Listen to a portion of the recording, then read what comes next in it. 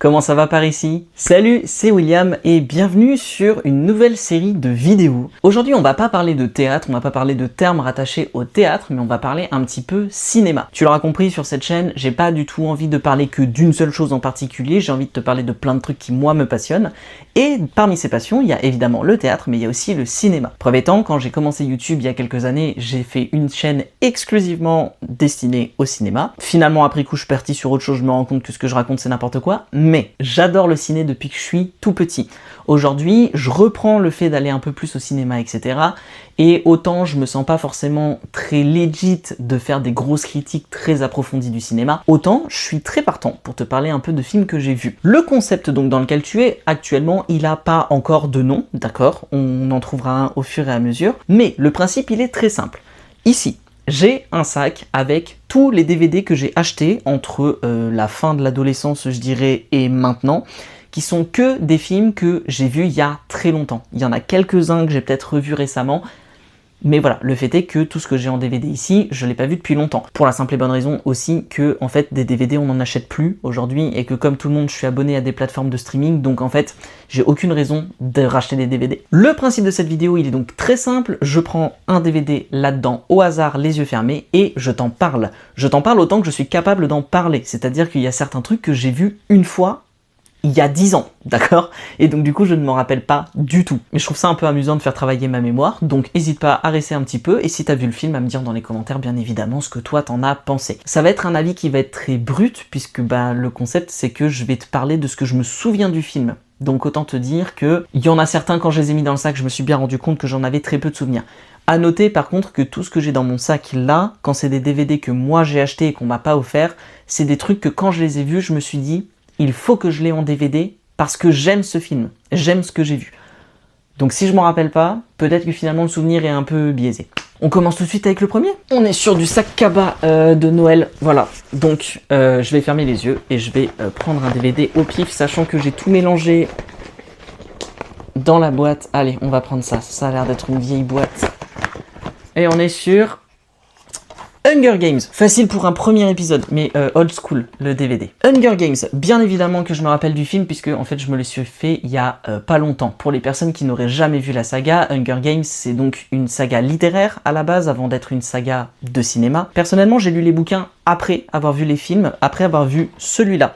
Faut savoir que quand je l'ai acheté, je n'avais pas du tout vu le film au cinéma, mais j'en avais tellement entendu du bien, et comme j'étais jeune adulte, grand ado, à cette période-là, je crois, plutôt grand ado, c'était complètement le genre de truc que j'aimais consommer. Hunger Games, ça te raconte l'histoire de Katniss Everdeen, qui habite dans le district 12. Le district 12, c'est une des régions de Panem. Panem, en gros, c'est ce qui reste des États-Unis après une énorme catastrophe. Le district 12, pour la faire courte, c'est le district le plus pauvre de Panem, évidemment. On est sur de l'œuvre jeunesse, donc évidemment, c'est un peu le cliché du personnage. Katniss, elle est super douée à la chasse, à l'arc, et à protéger sa famille, concrètement.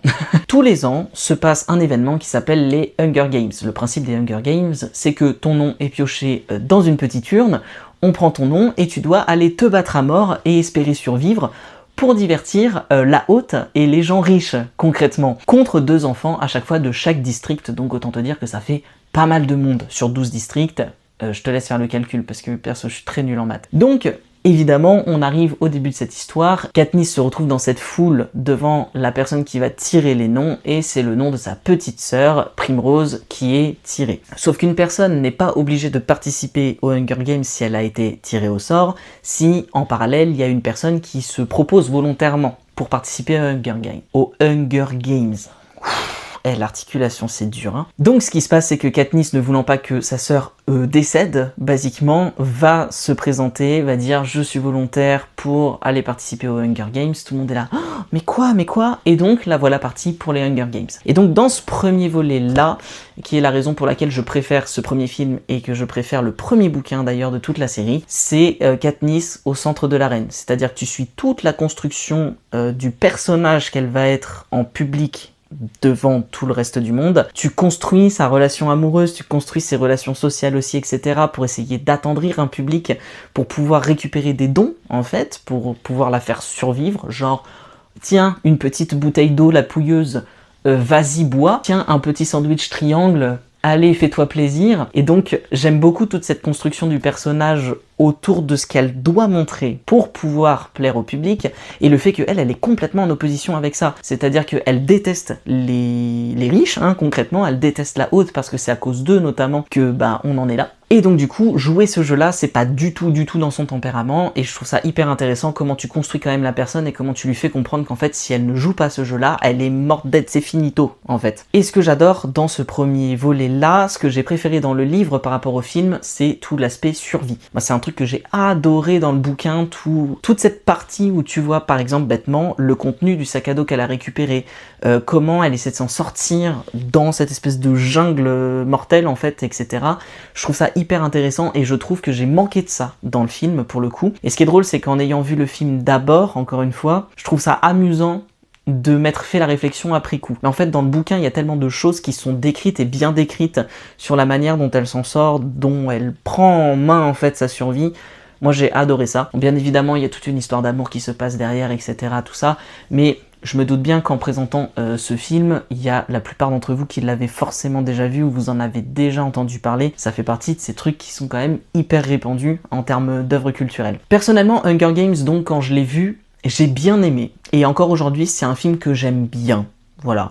C'est pas du grand cinéma, c'est pas du grand art non plus. Encore une fois, je suis beaucoup plus friand du bouquin que du film, mais pour autant, voilà, de temps en temps, là récemment, on s'est refait toute la saga, c'était quand même hyper agréable à regarder et à consommer comme œuvre. Donc c'est pas le film de l'année pour moi, mais c'est un film que j'ai beaucoup apprécié, en tout cas qui fait, à mon sens, vachement partie de la culture pop aujourd'hui. Je veux dire, qui ne connaît pas Hunger Games, même sans l'avoir lu, même sans l'avoir vu, t'en as forcément entendu parler. Donc rien que pour ça, c'est très fort. Mais voilà, j'irai pas lui mettre un 5 sur 10 si je devais le noter, je mettrais plus que ça parce qu'en réalité, je le trouve quand même très cool. Et encore une fois, je pense que c'est mon préféré de la saga. Et pour le coup, je trouve que plus je vieillis, plus je comprends le film. C'est-à-dire que même sur la suite, etc., là où je pouvais trouver que le personnage de Katniss était assez imbuvable et infect avant, maintenant je le comprends mieux. Et je trouve que c'est très intéressant les œuvres comme ça, on va dire jeune public, entre guillemets, que tu comprends mieux,